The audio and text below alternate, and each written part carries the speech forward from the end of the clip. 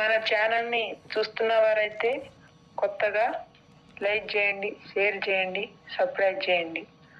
ఇది కనపడేది మరుగుమందండి.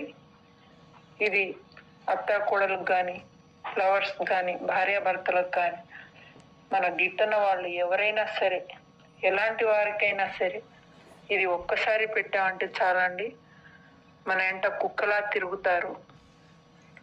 ఇది అండి వచ్చేసి కడుపుకు పెట్టేదండి.